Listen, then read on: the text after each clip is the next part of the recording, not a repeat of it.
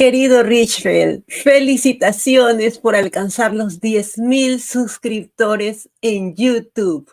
Qué logro tan importante y en especial por aquellas personas que hemos sido tocadas por tu trabajo, por aquellas que hemos sido bendecidos por la educación que nos has dado, por esa dedicación que le brindas a cada uno de tus videos que se nota que son estudiados, analizados y preparados con mucho amor para formarnos. Se nota tu autenticidad y la pasión con la que haces las cosas, que nos ha tocado a 10,000 personas que decidimos darnos un poco de tu tiempo a tu persona. Y es tu enfoque en enfocar la fe católica, la riqueza de nuestras tradiciones, de nuestras doctrinas, de nuestra iglesia, lo cual nos ha enganchado a tu contenido.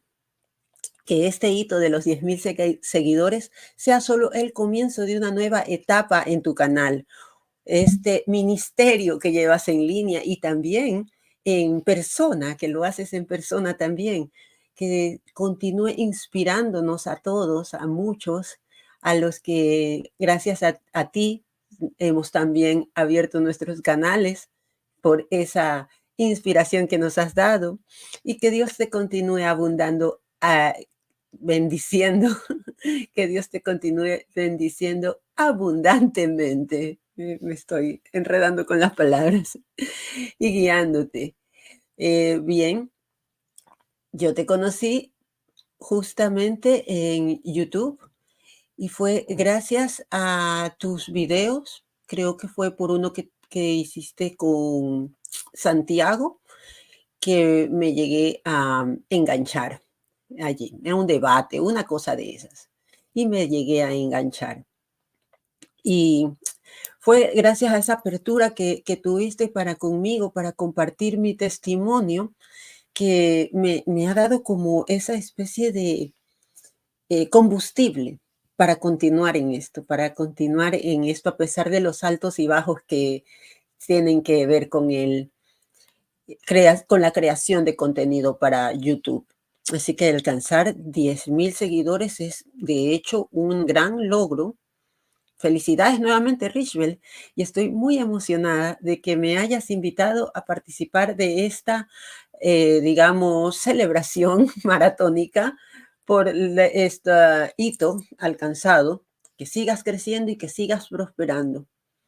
Para quienes no me conocen de aquí de tu audiencia, pues yo soy Priscila de la Cruz y conocí a Richbel, como ya les decía, eh, por este video que él hizo con Santiago Alarcón, o mejor dicho, que Santiago lo compartió allí. Y participé en los estudios y todo eso, y allí conversando ya, digamos, tras cámara, es que le comparto mi testimonio y él lo generosamente me abre las puertas de su canal para que lo comparta allí a su audiencia. De modo que eso fue para mí una puerta de entrada para Católicos por Convicción. Y como siempre, mis oraciones diarias para este ministerio, para que surja y como no, para colaborar con él. En el caso, en esta colaboración que hemos hecho, a esta la he titulado El camino a la santidad. El camino a la santidad, dado que si vieron mi testimonio, saben que yo vengo de la New Age, del ateísmo, es decir, vengo de afuera de la iglesia. A pesar de que yo fui criada en la iglesia, yo me salí de la iglesia, como el hijo pródigo, que tenía un lugar seguro, tenía a su padre allí que le cubría sus necesidades, pero decidió un día, no, dame todo, que yo me voy. Ya no quiero estar aquí, no quiero los límites que tú me pones, quiero hacer las cosas a mi manera. Dame mi herencia y yo me voy. Y eso fue lo que yo hice. Y estando afuera, uno se da cuenta de cuando estás afuera, de cuando estás adentro, de lo que te hace falta. Te das cuenta de que te vas a morir de hambre y que en ese hambre de conocimiento, de propósito, te llegas a alimentar de cualquier cosa. Y en esa alimentación, en esa búsqueda absurda, uno llega a caerse en lugares tan difíciles que es bastante duro salir de allí. Y si no fuera por nuestro Señor Jesucristo, que nunca dejó de buscarme, yo no hubiera salido. Pero no me pretendo quedar allí. Yo pienso que el que mi Señor haya tenido esa caridad conmigo, esa misericordia tan inmensa, me llega a buscar querer más y quiero más y más de lo que Él me puede ofrecer, más allá de eso, lo cual me ha llevado a intentar formarme lo más posible, a intentar conocer a Dios, a conocer quién es, qué desea, qué es lo que desea Dios de todos nosotros, por qué nos hizo, por qué nos creó, por qué nos puso en este mundo que está tan lleno de tantos estímulos de los sentidos, donde tantas cosas que aparentemente son buenas nos pueden hacer mal. ¿Por qué? ¿Por qué lo hizo? Y me lleva a estudiar mucho lo que, a qué se refiere, cuál es la naturaleza de Dios, cuál es la historia de la salvación y qué es lo que busca de nosotros. Y una de las cosas, y ahora que estoy grabando este video para después de miércoles de ceniza, me ha movido muchísimo el piso, el de entender que es el reconocernos pecadores para que nuestro Señor vea dentro de nuestro corazón qué es lo que hay allí que debe de cambiarse. Todo con la finalidad de llegar a la santificación. Y es eso lo que realmente nuestro Señor espera de nosotros. El Dios Padre espera de nosotros. Él quiere que seamos santos. Y está a lo largo de la revelación en la Escritura. Desde el Antiguo Testamento vemos ese llamado. Por ejemplo, en Levítico 27 dice, santificaos y sed santos, porque yo, Yahvé, soy vuestro Dios. Es decir, no es una cosa de ahora. Dios inmutable, eterno, tiene esa disposición para nosotros. Nos creó libres, pero con la finalidad de que lleguemos a ser santos. Sin llegar a ser santos, perdemos la amistad con Dios y ya no tenemos esa conexión con Él. Tenemos la ausencia de Dios, que no es más que el infierno. La ausencia de Dios. Más que un lugar, es un estado. Es un estado de no tener a Dios con nosotros. Y nosotros tenemos siempre ese impulso por buscarlo. Él nos lo puso a nosotros. Pero sabiendo de que nosotros como humanos pequeñitos íbamos a desviarnos allí en el camino y obvio pasó. Las primeras culturas lo que hacían era volcarse a la creación sin entender que hay un creador. Pues ven la magnificencia de la creación, el sol, las estrellas. Entonces la gente se volcaba a eso.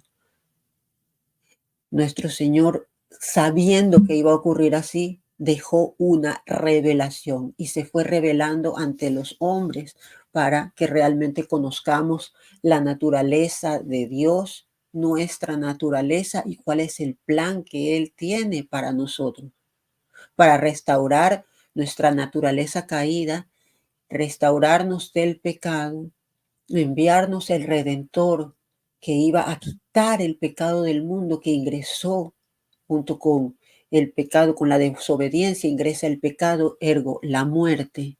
El Señor no quiere eso para nosotros. Él quiere que tengamos la vida eterna. Y esto es en la santificación, que lleguemos al cielo. Vemos en Mateo 5:48 que también dice, sed pues vosotros perfectos como vuestro Padre que está en los cielos es perfecto. En el cielo solo entra la perfección. Y si Dios, nuestro Señor, nos pone a nosotros ese estándar, significa que es posible alcanzarlo. No va a ser algo imposible para nosotros. ¿Por qué nos daría algo que va a ser completamente imposible de lograr? ¿Acaso Dios es cruel? No. Él nos está dando este llamado. Sed vosotros perfectos. Nosotros estamos llamados a esa perfección. Debemos perfeccionarnos. Es un llamado del Señor. En Primera Tesalonicenses 4, del 3 al 4, vemos que dice, pues la voluntad de Dios es vuestra santificación, que os apartéis de la fornicación, que cada uno de vosotros sepa tener su propia esposa en santidad y honor. Es la voluntad de Dios, es lo que Él quiere, que nosotros nos apartemos de nuestros vicios, de nuestras pasiones más instintivas, como lo es esto de la fornicación, de los pecados de la carne. Son los más instintivos y los que más almas llevan a la destrucción. Cuán importante es entonces que mantengamos la castidad, que mantengamos la pureza de pensamiento. Es difícil.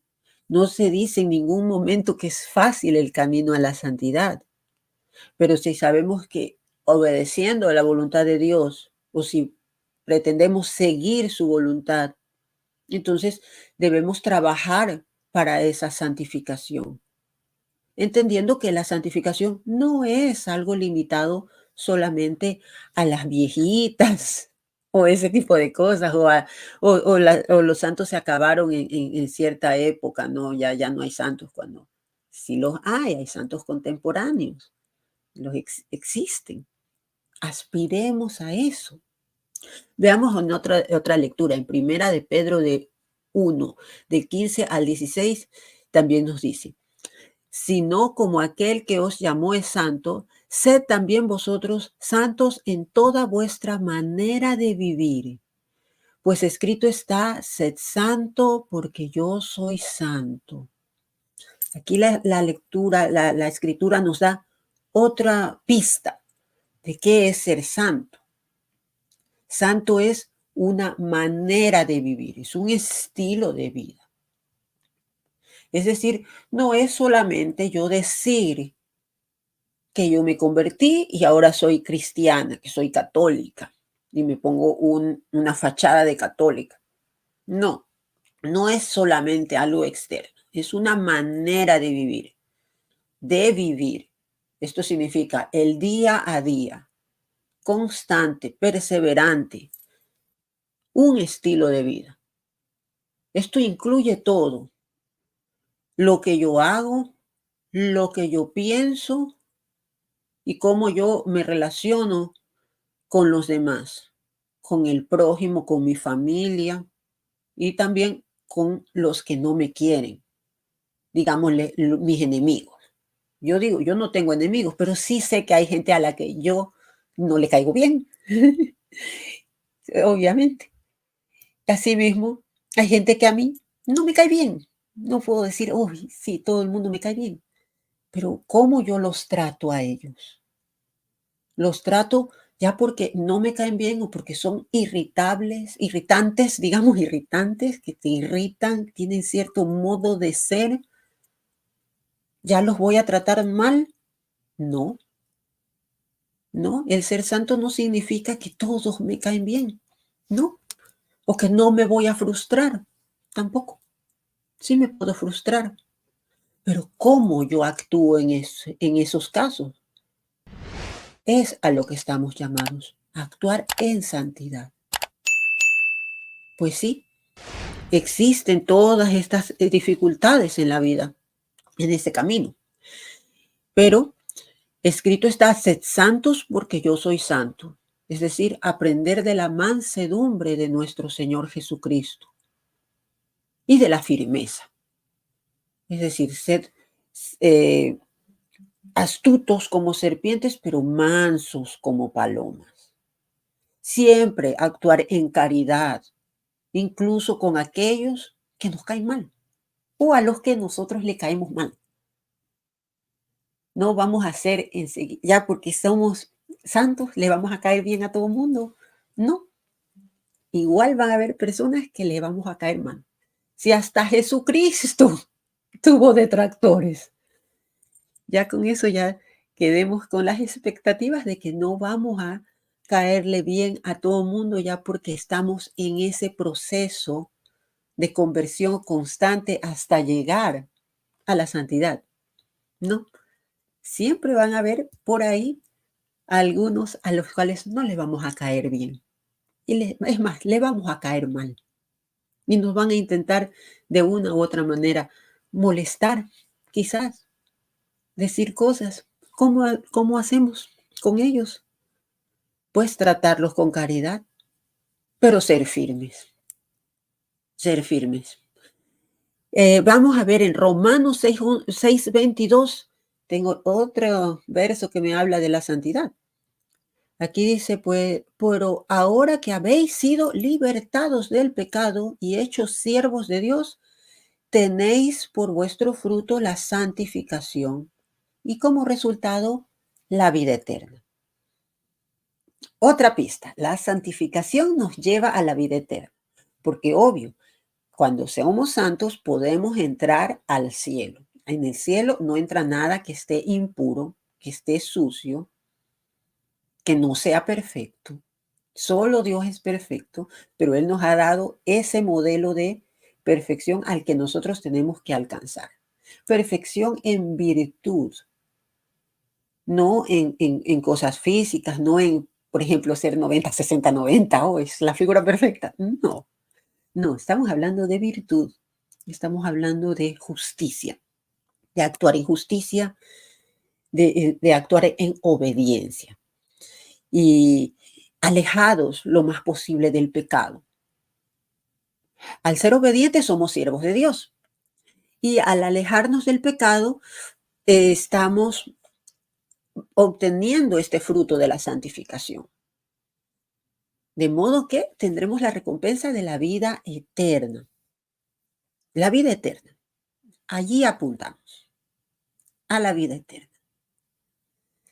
Efesios 4:24 nos dice, y vestíos del nuevo hombre creado según Dios en la justicia y santidad de la verdad. Vestíos del nuevo hombre. Estos son solo unos ejemplos. Como en las escrituras se nos han revelado diferentes pistas de lo que es la santificación y cómo es esto de llegar a ser santos y justos, vestidos del nuevo hombre. Es decir, despojarnos de nuestros anteriores apegos, creencias, opiniones, poniéndonos en nosotros según el Dios de la justicia y la santidad, la verdad que es Jesucristo. Nosotros tenemos ese llamado a vivir una vida santa y justa. Y esta idea de la santificación está presente en toda la Escritura. Dios llama a su pueblo a separarse del pecado. El pecado es algo que va a estar allí, llamándonos, tentándonos, ya sea por medio del mundo, ya sea por medio de nuestra propia concupiscencia y por último, el enemigo también, que busca caernos. Pero no pensemos que siempre es ese enemigo el que nos hace pecar. Seamos responsables, nosotros también. Muchas veces ya estamos adaptados a ese pecado que ya el demonio ni tiene que tomarse el trabajo de tentarnos, pues ya está tan interiorizado en nosotros que ya no tiene por qué tentarnos más. Ya forma parte de nosotros el pecado.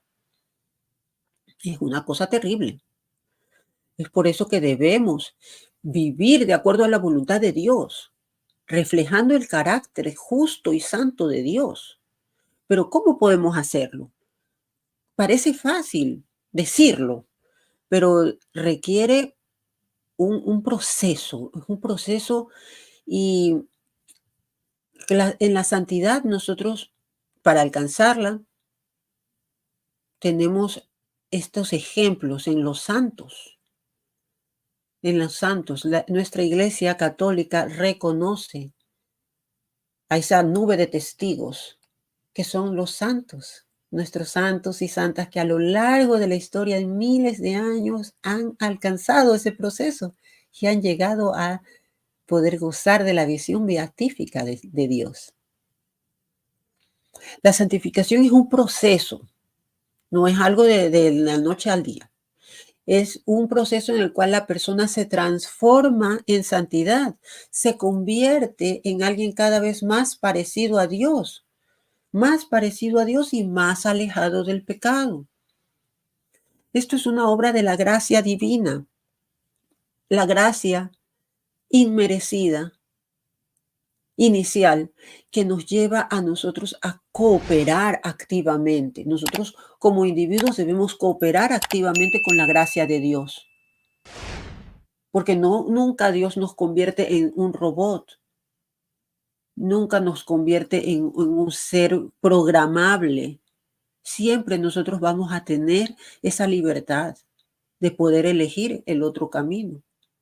Por eso, elegir el camino de la santidad es difícil. El camino es más estrecho, es más pedregoso, es más complicado. Requiere de renuncias y ya vamos a ver de eso. Requiere de muchas mortificaciones. Ya vamos a ver de eso. Pero ahora les he traído del catecismo algunas enseñanzas en donde nos aclara un poco sobre la santificación. Pues el catecismo de la Iglesia Católica aborda este caso. Es tan importante, es primordial para nosotros. Debemos de tenerlo muy claro.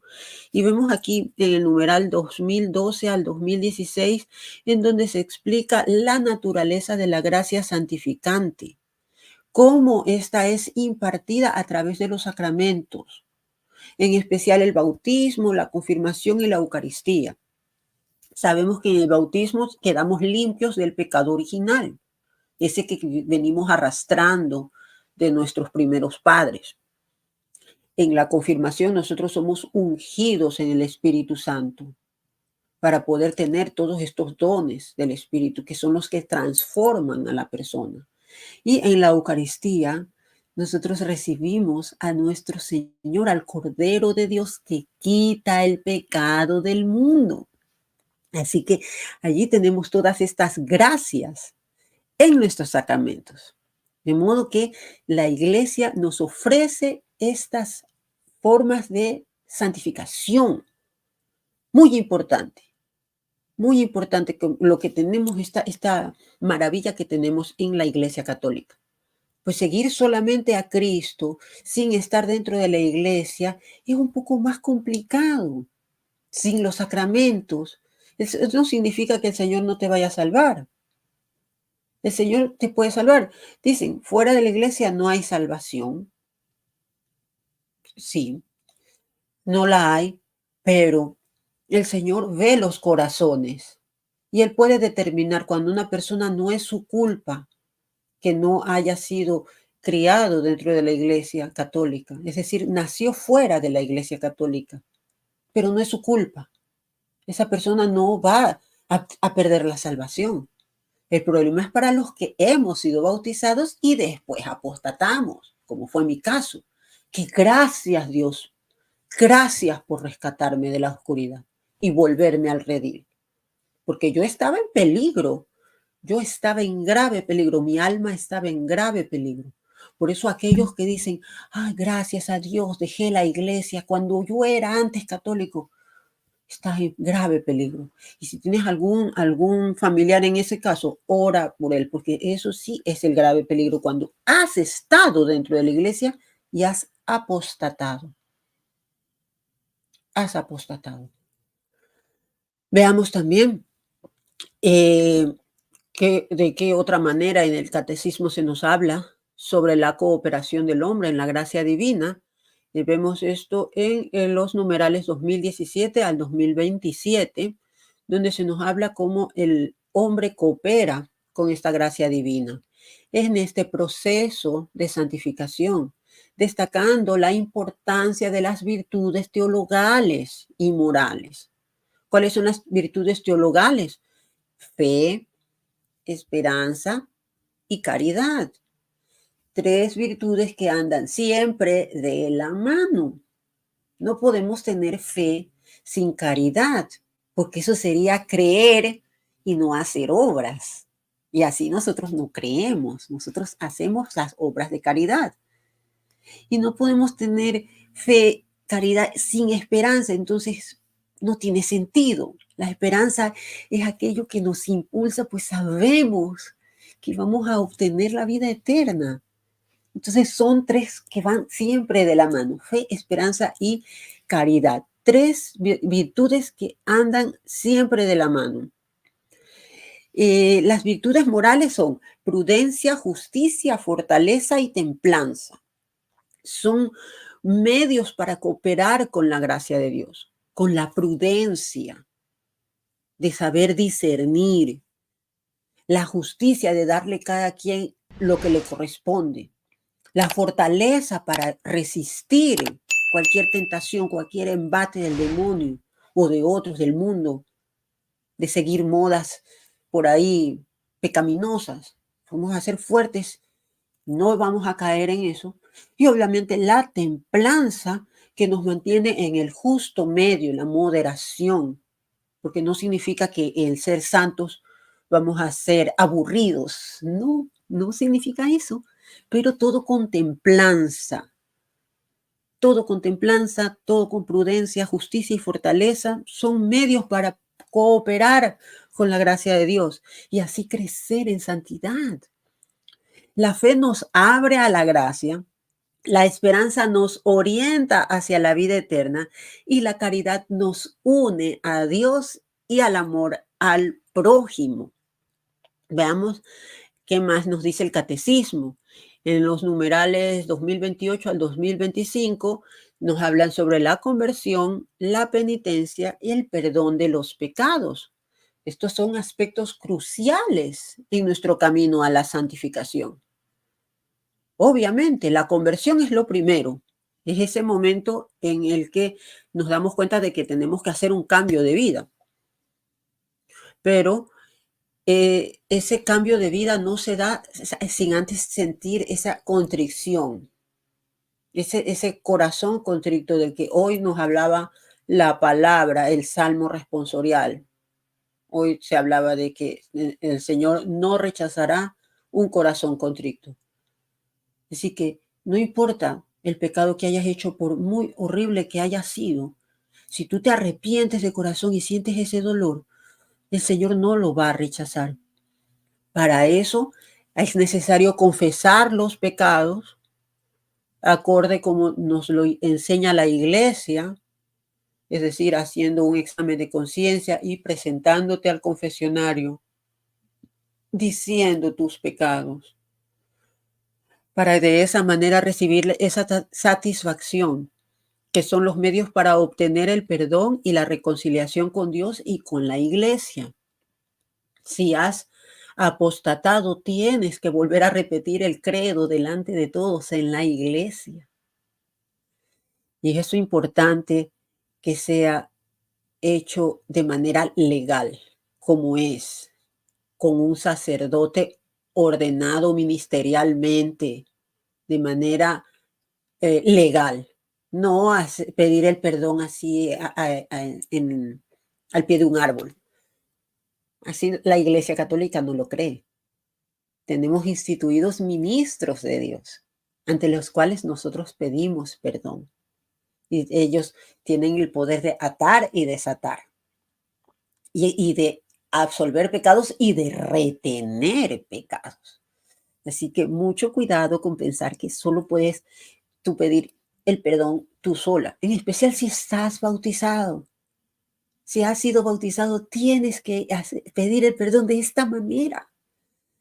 Así, con la gracia del sacramento de la reconciliación, se restaura la amistad con Dios y vuelves a tener esa pureza del alma y ayudas a crecer en virtud. Eso sí, el pecado te va a haber dejado ciertas heridas y esas heridas las vas a ir resolviendo en una vida constante sacramental que se debe de continuar. Esto es, no significa que yo voy a hacer una confesión cada año. Por ejemplo, digamos, me confieso en Semana Santa, en abril o mayo, marzo, ya, digamos. Y el resto del año peco, peco, peco, peco, peco, peco, peco, peco, peco, hasta el nuevo, la otra Semana Santa, ahí pido perdón. Así no es. No, hay que conservar ese estado de gracia como un tesoro. Ya no es decir, ay, bueno, ya, ay, Dios me perdone, y vuelvo, peco, peco, peco, peco, peco, peco. No, nadie sabe el día ni la hora. Y allí tú estarías pecando gravemente porque estás pecando a conciencia.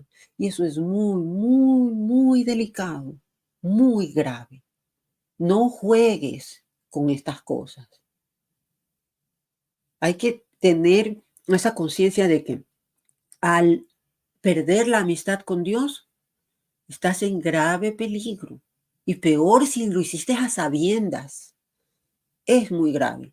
Si tú quieres alcanzar esa santificación, que no es que si tú quieres, todos debemos, estamos llamados a eso. Entonces debemos mantener esa amistad con Dios, crecer en vida sacramental y en una vida virtuosa, de lo que ya hablábamos, las virtudes teologales y las virtudes morales. Vamos a ver qué más el catecismo nos habla. Pues el catecismo está lleno de las instrucciones. El catecismo es como el manual de instrucciones de todo católico. Deberías leerlo. Sí, ya se sabe, es bien gordito, pero vale la pena porque estamos hablando de la vida eterna. Y aquí en los numerales 2052 al 2055 se aborda la relación entre la ley moral y la santificación, dando una importancia a vivir según la voluntad de Dios para crecer en santidad. Recuerdan que dije que la santidad es un modo de vida, es un estilo de vida, ¿verdad? Como estilo de vida significa que hay reglas. Por ejemplo, digamos, una persona que tiene como su estilo de vida la vida fitness. Entonces, tiene sus reglas, ¿verdad? Como es vida fitness, entonces come bajo en sodio, bajo en azúcar, baja carbohidratos, qué sé yo. Tiene que hacer ejercicios para tener una vida fitness, ese es su estilo de vida. O sea, hay reglas, hay cosas que no puede hacer y hay cosas que debe de hacer. Tiene que dormir 8 horas, qué sé yo, y tomar suplementos, no sé. Es un ejemplo. Ahora veamos en el caso nuestro.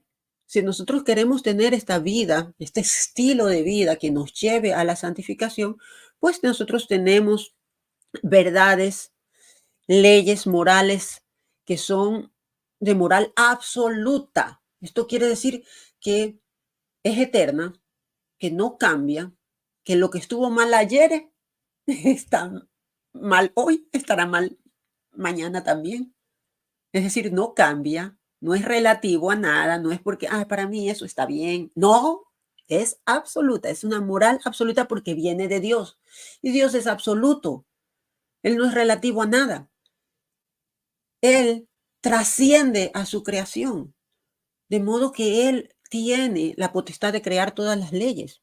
Y Él nos ha dejado estas leyes expresadas en sus mandamientos y en la ley natural, que todos la sabemos, que es vivir sin dañar a nadie, sin dañarnos a nosotros mismos. Eso es la ley natural y todos lo sabemos. tenemos el derecho a la vida, todos lo sabemos. Mas, sin embargo, por ahí ya se empiezan a crear otras leyes que van en contra de estas leyes naturales. Increíble. Pero nosotros estamos en este camino hacia la santidad, así que vamos a conformarnos a la voluntad de Dios y no a la voluntad de los hombres, aunque hagan sus leyes que irrespetan la vida, con distintas excusas de que sí, que el derecho a decidir, que mi cuerpo o mi cuerpa, o que la muerte digna, cosas así, para irse contra la voluntad de Dios. Dios da la vida, solo Él la puede quitar. No podemos irnos contra de eso. Es la voluntad de Dios. Si queremos crecer en santidad, debemos de conformarnos, observar la ley moral del Señor, que nos evita caer en pecado. El primer mandamiento, ya solo cumpliendo el primer mandamiento, ya sabemos que vamos a cumplir los demás, porque el primer mandamiento nos dice, amarás a Dios sobre todas las cosas, es decir, lo pondrás por sobre todo. Entonces, ya sabiendo que Dios está por sobre todo, se va a poner por sobre cualquier ley, decreto humano, normativa de una institución de hombres, cualquiera de esas cosas. No, ya nada de eso me va a funcionar, va a tocarme a mí porque yo ya tengo a Dios por sobre todas las cosas. Y es el que a quien yo me rindo.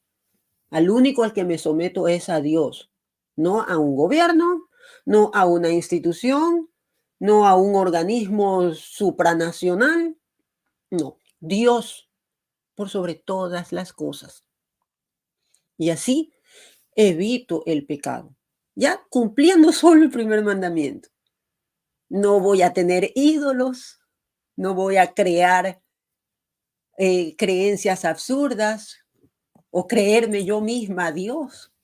Seréis como dioses, el primer engaño en el que cayó la humanidad y que continúa cayendo. Seréis como dioses. No, no somos dioses, nosotros somos hijos de Dios. Y si no quieres perder esa filiación de Dios, es decir, esa forma en que Él nos ha adoptado, entonces mantén esa amistad con Dios y vas a llegar ahí sí a gozar o digamos, Dios va a compartir su gloria contigo. Vas a gozar de muchas cosas de las cuales no sabemos. Es un misterio, pero no es para nosotros lo que más nos debe de importar. Es decir, no es que yo quiero ser santo para que me salgan las alitas y tener una aureola y me hagan un altar y que me pongan allí Santa Priscila de los Ángeles y me vayan a poner florcitas y eso. No. O para ver cuántas personas van a estar, cuando yo ya esté en el cielo, a ver cuántas personas me asignarán una computadora para ver quiénes me están a mí pidiendo oraciones, intercediendo por intermedio mío. No, esas cosas a nosotros no nos deben de importar, porque son misterios, no tiene sentido que nos pongamos a pensar en eso, es absurdo, sino que debemos de profundizar es en la vida virtuosa, sin mirar los detalles de cómo será esa visión beatífica y cómo será el compartir la gloria de Dios, cómo será tenerlo, lo que Él había hecho al principio, lo que fue su intento inicial y que nosotros le fallamos al darle la espalda, al caer en pecado. Cuando ya seremos libres de todo pecado, purificados de todo daño, de toda mancha de pecado y podamos entrar a la gloria, allí ya lo sabremos. Pero por ahora no lo sabemos. Así que nos quedamos tranquilos con eso y simplemente intentando continuamente en cumplir esos mandamientos. Pues como le como repito, esto es un camino para vivir en conformidad con la voluntad de Dios y así crecer en santidad. Y a ver, vamos a ver el último que les tengo del catecismo. A ver qué dice. Numeral 2056 al 2065, en donde se discute la llamada universal a la santidad, recordándonos que todos los fieles estamos llamados a buscar la perfección cristiana. Todos. Esto no es algo que se acabó en el medievo, que se acabó no sé, en la época victoriana, y hasta allí llegaron los santos. No, hay santos contemporáneos. Tú puedes ser el siguiente santo.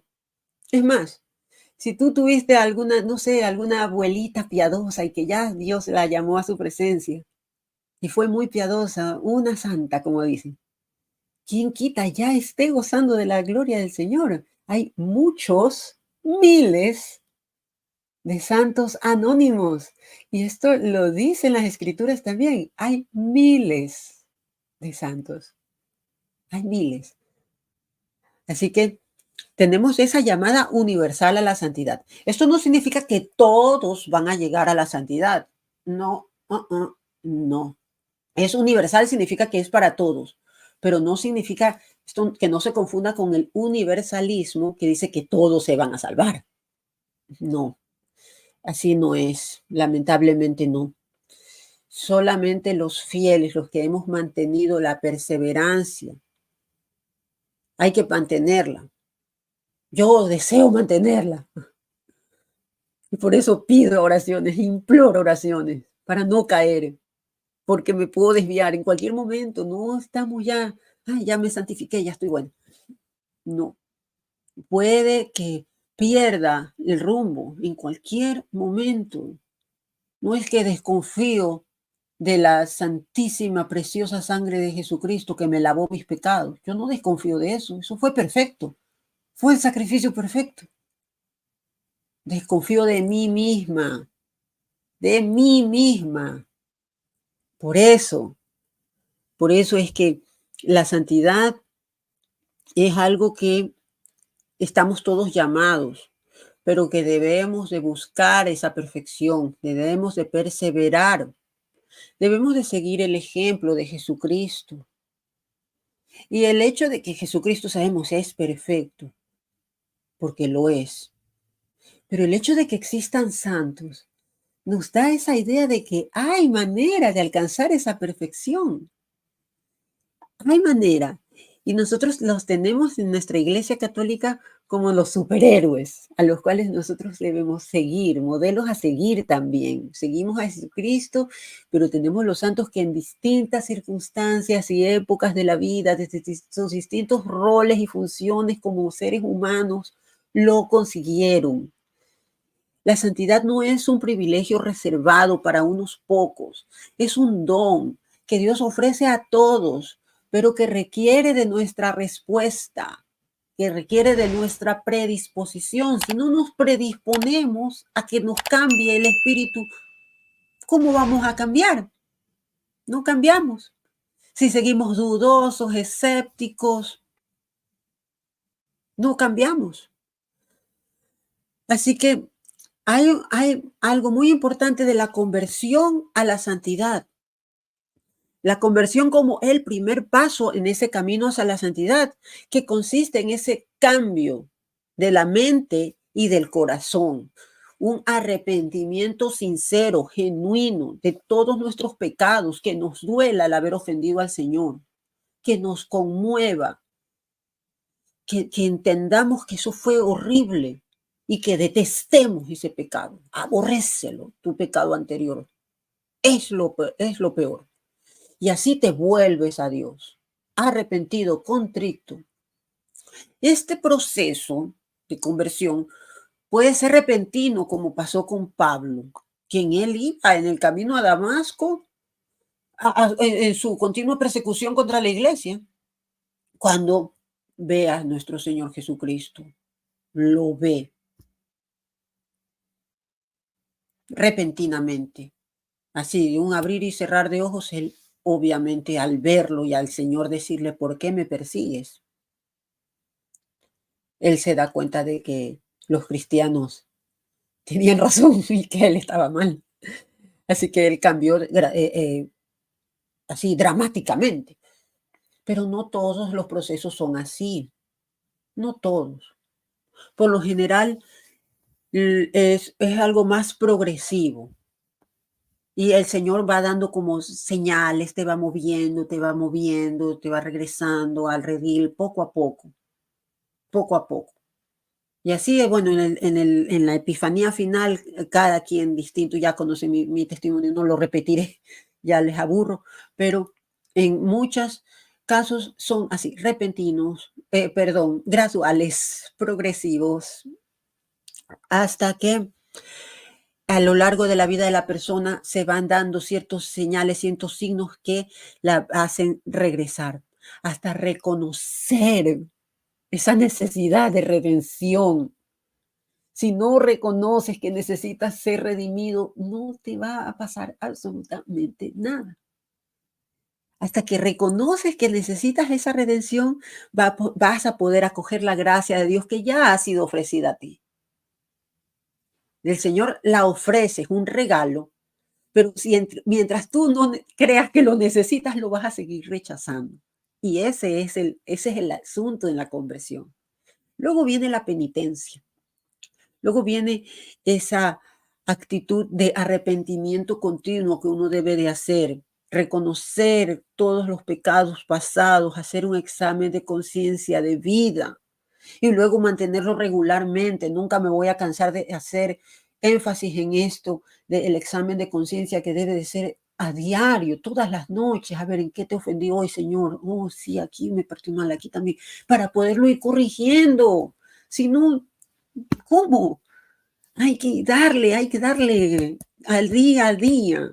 Hay que reconocer nuestros pecados y hacerlos así para irlos como, no dejar que se acumulen por 3 décadas, sino poderlos llevar al confesionario cada vez. Y así, cuando tú ya tienes un confesor fijo, es como tener un médico de cabecera, que ya se va a dar cuenta, ya va a decir, esta, ya veo por dónde le va ya le vi la falla, como decía mi mamá, ya le vi la falla, y ya se va dando cuenta de qué es lo que necesitas tú. Y obviamente en el sacramento de la reconciliación recibimos el perdón de Dios y la fuerza para enmendar nuestros caminos. La penitencia nos ayuda a mantenernos dentro de este camino de santidad, superando todas las tentaciones y obstáculos que vamos a encontrar en nuestra vida espiritual, porque no es que se facilita el camino a la santidad una vez que ya tienes la conversión, no, para nada, no se vuelve fácil. Yo creo que se vuelve más difícil, porque te empiezas a dar cuenta de todo lo que tienes que empezar a renunciar. Ay, Dios, qué difícil. Y ahorita que estamos en Cuaresma. Estoy grabando esto el día viernes. Qué duro. Ya saben a qué me refiero. Abstinencia. Qué difícil es abstenerse de las cosas que a uno le gustan. Pero eso es lo que nos va como puliendo, nos va así como, no sé la palabra, tuneando, no sé, nos va sintonizando hacia Dios. Muy importante, crecer en gracia. Y este crecimiento de gracia se da a medida que avanzamos en ese camino hacia la santidad y expresamos una mayor conformidad hacia la voluntad de Dios. Y esto se va a notar en el aumento de las virtudes cristianas. Se va a notar un mayor énfasis en la oración, es decir, vas a tener más vida de oración, vas a tener una mayor fidelidad a los mandamientos, se va haciendo más un estilo de vida, como le decía antes, y una mayor caridad hacia el prójimo, que a veces no la teníamos cuando vivíamos de manera mundana, solamente como ensimismados en nosotros mismos. Al tener al ir creciendo en gracia, vamos a ir notando al prójimo y a sus necesidades, ayudarles a ellos. De manera que vamos a tener realmente, aunque dirían por ahí, cuando la gente está fuera de la iglesia y no entiende, dicen, ay, que la iglesia te pone tantas trabas, te controla, te oprime. No, esto más bien te da una libertad, te da una libertad de amar a Dios y de amarlo como Él nos ama. La verdad nos hará libres, dice la palabra. Así que no es una opresión el seguir en conformidad con los mandamientos, para nada, para nada.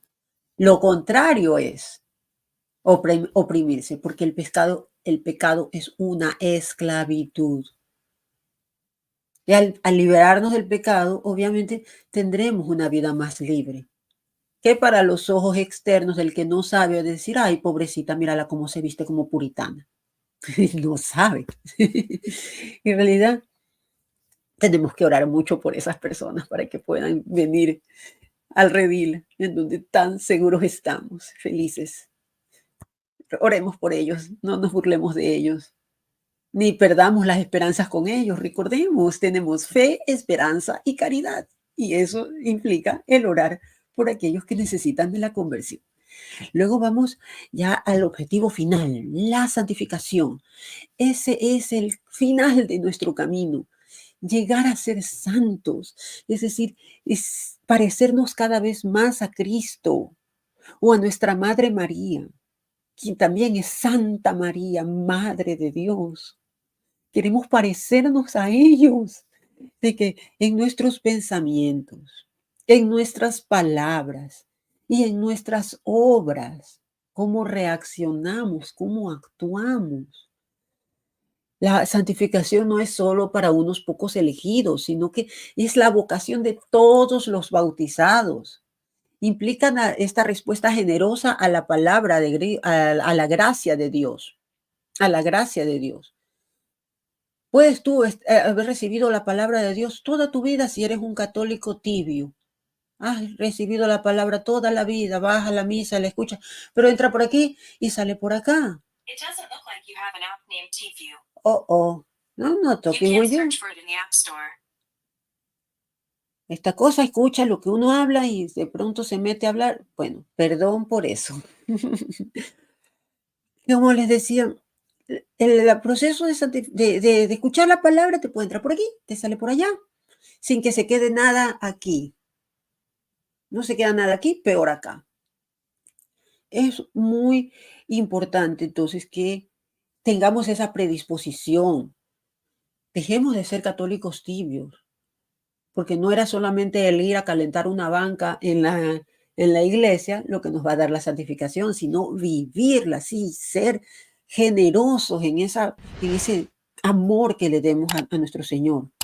Si amamos tanto a un perrito o a nuestros hijos, a nuestra mamá, está bien amarlos, ¿no? Yo no digo no quieras a tu perro, no, pero Dios, que es el que te dio esa mamá o ese hijo o ese perro, debe de ser para ti lo principal. Entrégate totalmente a nuestro Señor, entrega tu vida a nuestro Señor. No te digo, ay, hazte monja. No, porque la vida en matrimonio es para santificación. La vida en matrimonio es para santificación. La vida laica en general puede ser para santificación si es que no te has casado o si es que no quieres nunca casarte, pero tampoco quieres una vida religiosa. También puedes. Todos estamos llamados a la santificación. De una u otra manera en tu lugar puedes cooperar para este plan de salvación específicamente para ti, porque nuestro Señor nos ha dado a nosotros distintos talentos y dones y formas de ser para que cada uno sirva como que desde nuestra trinchera en esta batalla espiritual, para ayudar a atraer a otras personas en este viaje emocionante hacia la santidad. Ahora vamos a ver a aquellos santos que sí ya lo lograron. Tenemos a San Agustín, por ejemplo. Ya hablé un poquito de San Pablo, pero vamos a ver San Agustín, que tiene una historia notable y una poderosa manifestación de gracia divina. Agustín de Hipona, él fue inicialmente un joven inquieto que nació en el año 350 por ahí, después de Cristo. Es decir, eh, un joven que buscaba la verdad. Él tuvo varios procesos antes de su llegada a la santidad.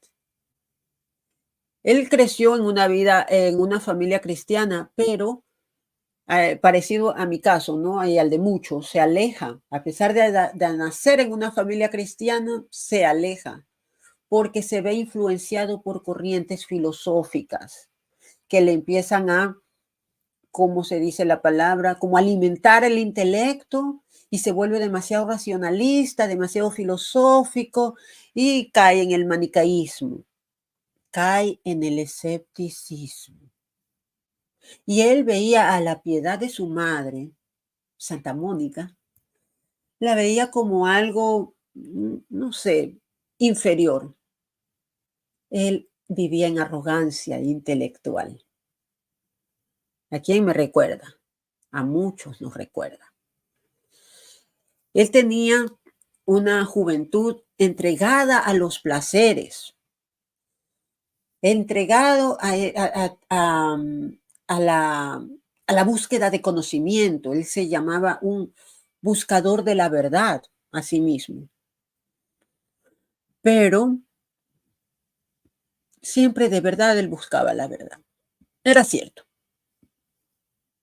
Él sí tenía ese anhelo de encontrar algo más significativo. Sí lo tenía. Y fue gracias a la influencia de San Ambrosio, quien fue obispo de Milán, que él pudo obtener esta conversión, así como la lectura que él hacía de las Escrituras.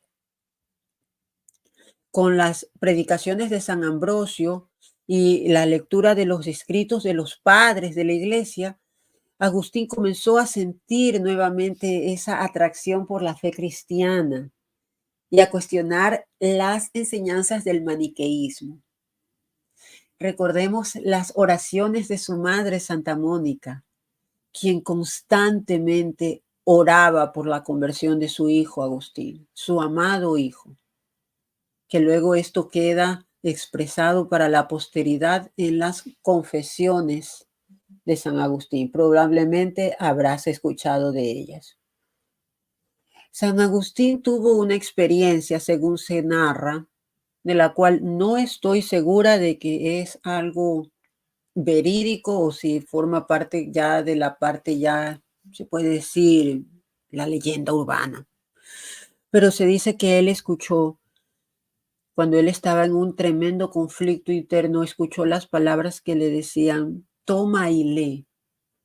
Algunos explican que fue de unos vecinos que estaban cantando, unos niños, y estaban cantando alguna canción que decía, toma y lee, algo así. Él lo interpreta como una señal divina y toma su Biblia y allí lee un pasaje a la carta a los romanos en donde hablaba de todos sus pecados. Porque para quien ha leído las cartas a los romanos, sabiéndose pecador, uno se reconoce ahí y dice, Dios mío, todo lo que yo hago está aquí. Si me viera Pablo, me diría, cuidado. Y eso fue lo que pasó con Agustín. Él quedó impactado profundamente, de modo que él tomó la decisión de abandonar toda esa vida de pecado y seguir a Cristo. Belleza. Así él entonces busca a San Ambrosio para que lo bautice. Y en el año 387 se bautiza, de modo que él empieza ya su camino ya de formación. Empieza a convertirse en un gran teólogo. Es decir, él no se conformó. Y a eso es lo que yo voy, hermano. Si estás en ese camino, no te conformes, no te conformes. No, es que ahora ya soy mejor persona, ya tengo más paciencia. No te conformes. Siempre hay más, siempre hay más. Continúa en este proceso. El amor a Cristo transforma y busca constantemente la verdad como lo hizo San Agustín. Y si tienes algún pariente, alguna hijita, hijito, que está perdido en cualquier otra cosa, en una iglesia falsa o en una secta de la New Age o se cree atea y todas esas locuras.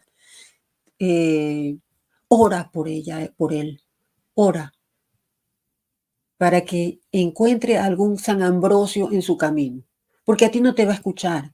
San Agustín veía a su mamá como una persona así, como que, sí, es como un poco menos, porque sí, lamentablemente cuando uno entra en estos campos intelectuales, se empieza a creer más inteligente que todos, en especial que los creyentes, y uno les dice, ah, tú eres creyente, así como que condescendiente.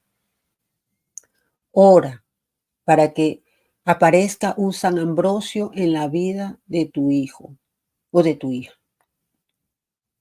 Pues no vas a ser tú quien lo convenza. Tú ora y la gracia hará lo demás. Vamos a ver otro ejemplo, ¿no?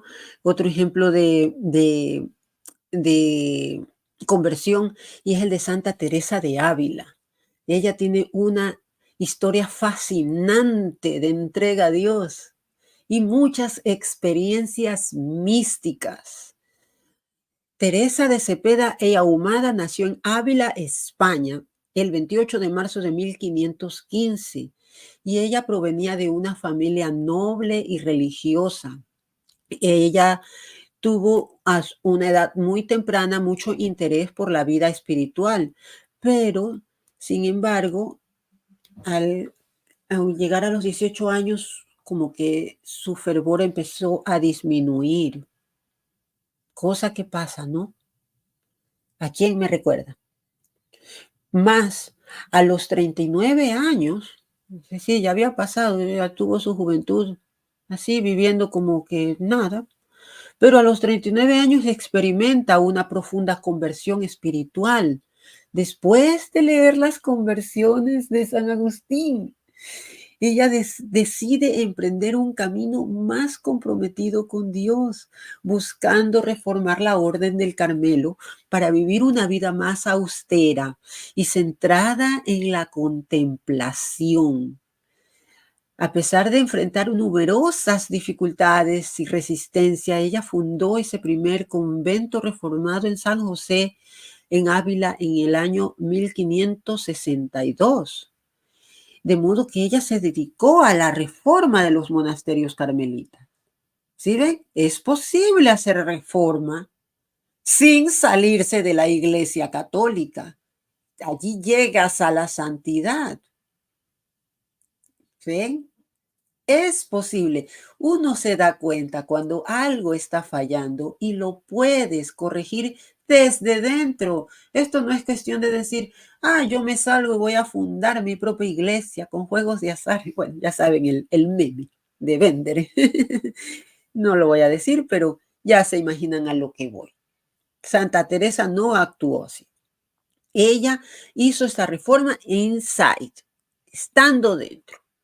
Y ella se dedicó a reformar estos monasterios carmelitas, estableciendo muchos más conventos en España. Ella tenía esta idea de devolver al Carmelo su vida contemplativa original, marcada por la pobreza, la oración y la vida comunitaria. De modo que se fundaron varios conventos de monjitas y frailes descalzos, conocidos como los carmelitas descalzos. Las experiencias místicas que tuvo Santa Teresa incluían visiones, éxtasis y encuentros con Dios. Ella tiene algunas obras en donde habla de estas experiencias, diversos estados del alma en su viaje hacia Dios, como por ejemplo las moradas o el castillo interior. Ella valoraba mucho esas experiencias, pero siempre pilas, ella las subordinó a la caridad y a la obediencia a la voluntad de Dios. Es decir, no es vivir las experiencias místicas por las experiencias místicas. Ese no es el fin. El fin es someterse a la voluntad de Dios, es ser caritativo con los demás. Estas experiencias místicas son simplemente un plus, es algo más. Pero lo importante es la caridad y la voluntad de Dios, la obediencia a la voluntad de Dios.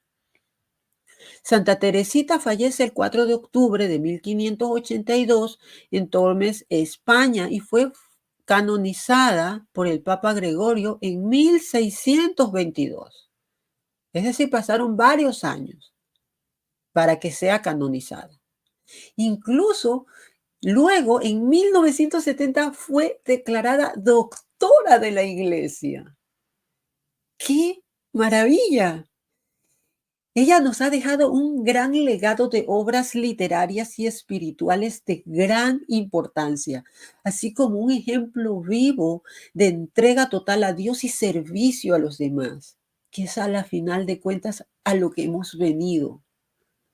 La vida de Santa Teresita es una inspiración para muchos, que sea una inspiración para nosotros, para ti y para mí, pero no solo por sus experiencias místicas, sino como por ese profundo compromiso con la reforma religiosa y por la búsqueda con la unión con Dios y la vida cotidiana.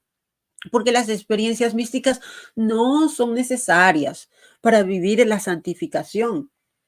Son extraordinarias, son profundamente significativas para quien la experimenta, pueden ocurrir de distintas maneras, pueden ser, por ejemplo, estigmas o que se te convierta la hostia en el cuerpo de Cristo vivo. Es decir, como vi un caso de una señora que se le convirtió la hostia en el cuerpo de Cristo, pero que eso no sea tu meta.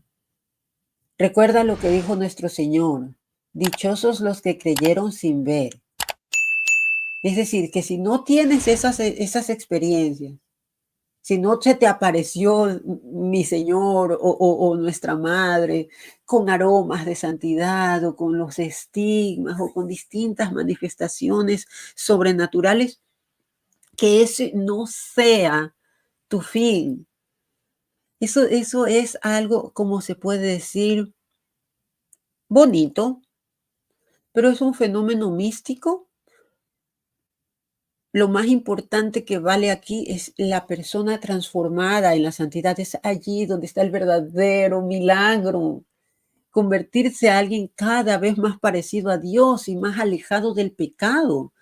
De modo que en la oración, en los sacramentos, en la práctica de las virtudes y el servicio a los demás es en donde vamos a encontrar nosotros esos altos niveles de santidad, aunque no tengamos que experimentar estos fenómenos místicos ni estos milagros eucarísticos o, o ese tipo de apariciones, conversaciones con Dios y ese tipo de cosas, que ese no sea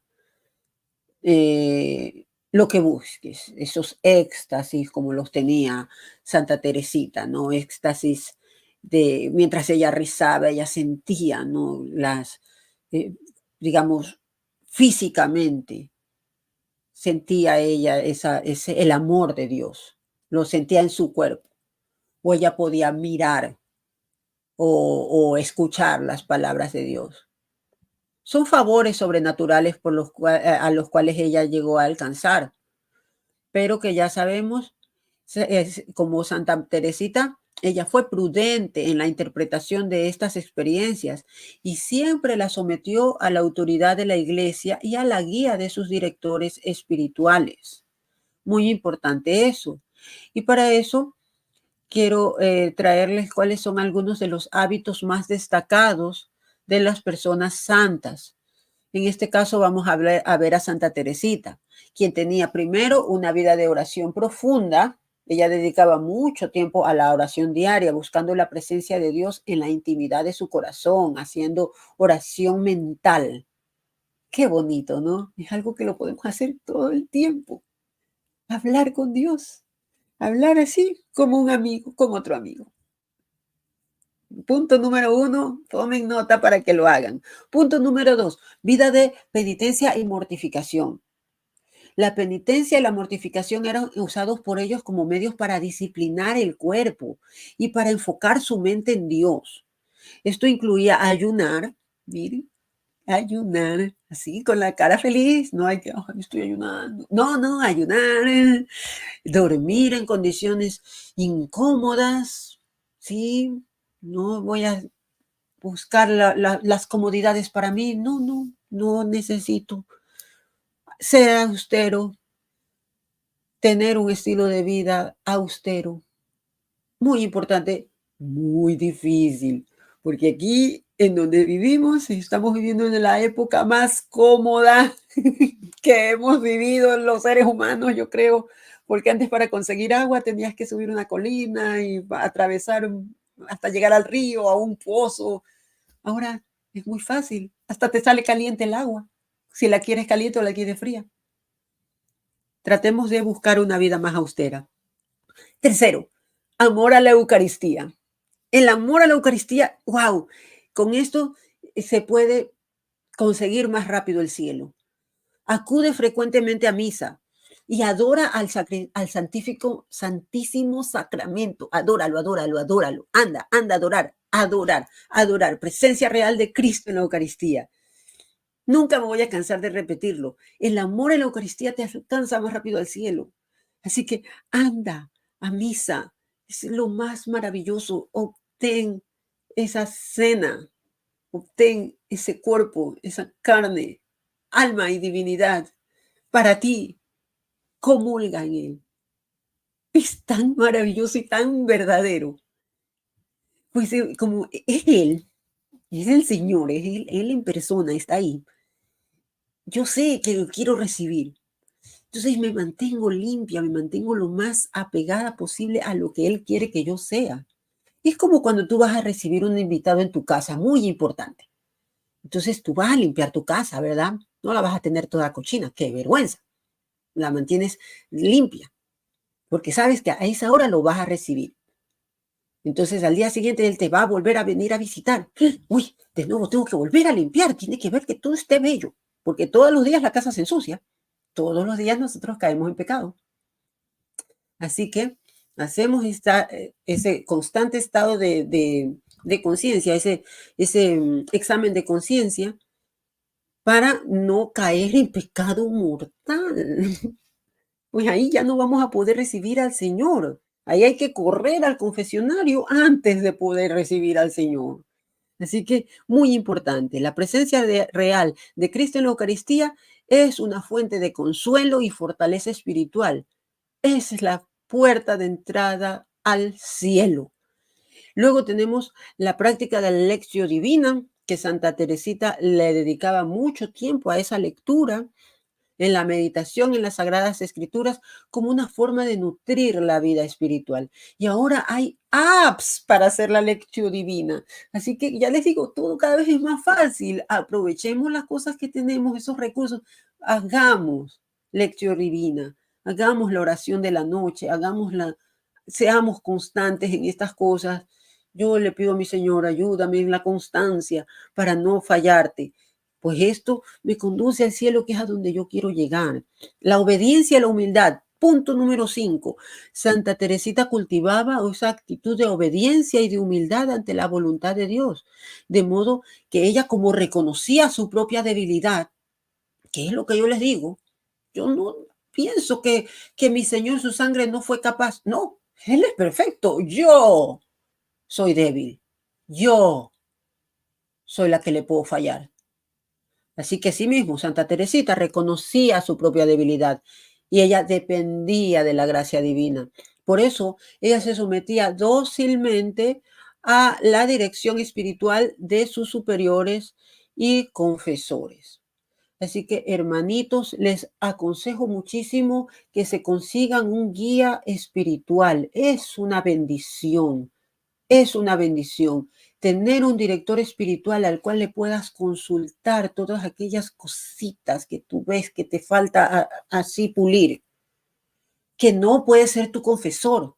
Tu confesor es al que tú le cuentas el detalle de qué fue la cosa que hiciste y toda la tontería. Pero el director espiritual lo ve como un director, ¿no? Que ve así toda la orquesta y ve todo lo que está así. Tú le vas narrando a breves rasgos. El confesor es el que ve todo en el microscopio, el director lo ve todo en su conjunto. Y así es como tú, con estos dos guías, tu director espiritual y tu confesor, tú puedes someterte para que no sea tu propia voz que te diga y te va a ir justificando en tu pecado. Porque si es por uno mismo, uno le busca, hasta en la Biblia encuentra justificación para el pecado. Y digo, no, pero si eso no dice en la Biblia que es pecado, entonces lo sigo haciendo. No, corre, confiésalo o llévalo a tu director espiritual. Pues así es que uno sabe que es una voz externa la que le va a decir exactamente qué es lo que yo debo de hacer. Estos hábitos espirituales, juntos con el amor a Dios y el deseo de crecer en santidad, preparan el camino. En el caso de Santa Teresita, ella obtuvo estas experiencias místicas, entendiendo que el fin no son estas experiencias al final, sino la santidad. Y vemos cómo ella llega a la santidad. Tenemos también otro ejemplo, el ejemplo de la conversión de San Francisco de Asís. Este fue un santo que también tuvo una vida que se transforma cuando llega a conocer a Cristo. Él vivió en medio de lujo. Él tenía muchas propiedades, o sea, tenía una familia rica, tenía una vida despreocupada y tenía una vida social activa. Él aspiraba a la gloria militar. ¿Qué se iba a imaginar que iba a ser un santo? Pero él tuvo un proceso de enfermedad que lo lleva a reflexionar y siente este llamado interior a la penitencia y al servicio a los pobres. De modo que él tuvo un encuentro personal con un leproso a quien lo curó, lo abrazó a pesar de que sentía un poco de repulsión. Como vemos, podemos nosotros sentir cosas feas por alguien, pero al sobreponernos a eso y aún así actuar en bien, el Señor no nos va a juzgar por ese sentimiento que tuvimos inicialmente. De modo que si tenemos eso con alguien que nos cae mal o ese tipo de cosas, sobreponte a eso, actúa igual, abraza a esa persona, mira a Cristo en esa persona como lo hizo San Francisco de Asís. Y de esa manera él tuvo esa conversión radical. Él renunció a su vida de riqueza y comenzó a vivir en servicio a Dios y a los demás en pobreza, abandonando su herencia y a reconstruir iglesias en ruinas, a cuidar a los enfermos y a predicar el evangelio de Jesucristo. De modo que él funda la orden franciscana en 1209. Ellos tuvieron la aprobación de su obispo para crear esta orden de los hermanos menores, que luego fue conocida como los franciscanos. Esta orden creció rápidamente y fue muy influyente. Nuestro querido San Francisco de Asís tuvo estos estigmas, casi al acercarse a su muerte, en esa vida de santidad en la cual él amaba a Jesucristo, amaba al Evangelio y amaba a la creación. Él llegó a recibir esos estigmas de la recrucifixión y fue el primer estigmatizado de la iglesia. Él muere el 3 de octubre de 1225 y solo 2 años después fue canonizado. Esta conversión es un testimonio muy poderoso de la gracia transformadora de Dios y la capacidad que Él tiene para transformar radicalmente la vida de las personas. Esos ejemplos de humildad, pobreza y amor a Dios. Esto es lo que nos continúa inspirando. De modo que sabemos que ya vemos todas estas formas de acercarse a Dios. La oración, la penitencia, la austeridad, el servicio a los pobres, importante. De esa manera nosotros vamos a caminar hacia la santidad. Y una de las cosas importantes que quiero mencionar aquí es el examen de conciencia, que siempre me parece tan importante. Quiero hacerlo rapidito, pues ya me estoy quedando sin tiempo. Vamos a ver cuál es el examen de conciencia que podemos hacer para evaluar el proceso que estamos teniendo en nuestro camino a la santidad. Primero vamos a ver nuestro amor a Dios, que es lo primero, ¿no? Y voy a hacer las preguntas y tú irás evaluándote a ti mismo. ¿He puesto a Dios en el centro de mi vida y he buscado su voluntad en todas las cosas? ¿He cultivado una relación íntima con Dios a través de la oración diaria y la participación en los sacramentos? Ahí dile sí o no, sí o no, que sea sí. Si es no, ya sabes, ahí es donde tienes que corregir. Este examen de conciencia me gusta porque te va dando así, pautas claras. Tercero, he amado a Dios sobre todas las cosas y he evitado cualquier forma de idolatría o adoración falsa. Ojo, vamos con el segundo paso, el amor al prójimo. Vamos a evaluar cómo vamos en el amor al prójimo. He amado a mi prójimo como a mí mismo, mostrando compasión, generosidad y servicio desinteresado. O no, me he hecho la loca cuando he visto que alguien me necesita. Segundo, he perdonado a aquellos que me han ofendido y he buscado la reconciliación con quienes he tenido conflictos. Oh, oh, aquí muchos vamos a estar así. Tercero, he practicado la caridad con los necesitados, alimentando al hambriento, vistiendo al desnudo, visitando al enfermo, y etcétera. Ya sabemos, obras de caridad. Así es como se demuestra si he practicado, si he hecho de verdad algo por un necesitado. Esto es constante, no es una vez, es constante. Todos los días, ayúdale a alguien en algo. Tercero, honestidad y verdad.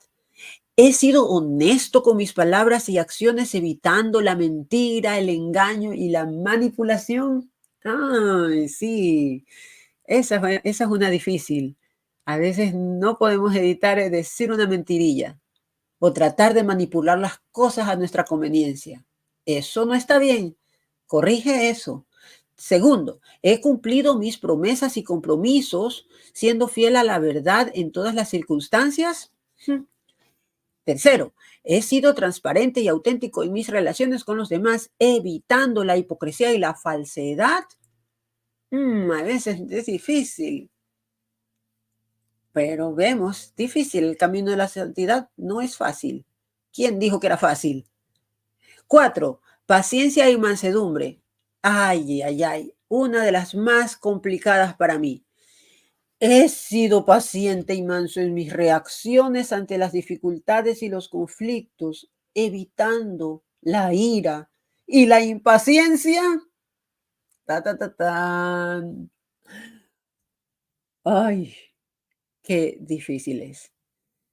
He tratado a los demás con respeto y amabilidad, incluso cuando me siento frustrado o enojado.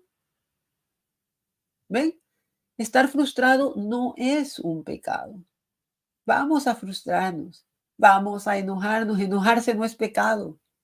El pecado es actuar en ira hacia los demás, perdiendo la mansedumbre. Ahí estamos pecando. Así que sí, yo tengo tendencia a ser iracunda, pues debo refrenar eso y tratarlos bien. Me enoja esa persona, pero la debo tratar bien. Paciencia, Priscila, paciencia. Así hay que hacer.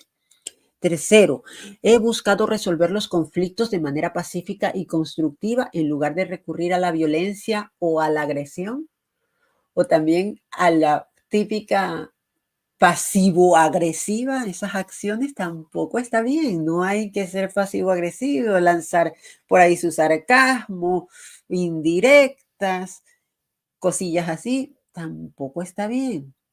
Cuidado. Vamos con la humildad y la obediencia. Primero, he cultivado la humildad en mi corazón, reconociendo mis limitaciones y dependiendo de la gracia de Dios en todo momento. Mm. Segundo, he sido obediente a la voluntad de Dios y a las enseñanzas de la iglesia, incluso cuando va contra mis propios deseos o preferencias. Esa es la más difícil. Cuando no me gusta algo, pero la iglesia lo manda a hacer. Cuidado. He buscado el consejo o guía de otros en mi vida espiritual, reconociendo mi necesidad de ayuda y dirección. Por eso les decía, conseguir un director espiritual, buena idea. Confesor, otra buena idea. Que sean dos personas separadas, que no sea el mismo. Sugerencia. Sexto, castidad y pureza. Muy importante. ¿Podemos ser castos en el matrimonio? Tic-tuc, tic-tuc, tic-tuc. Sí, claro que sí. La castidad en el matrimonio es saberse que son solamente el uno con el otro. No, dice el ojo por allá, por allá. No, es solamente el uno con el otro. Nada más.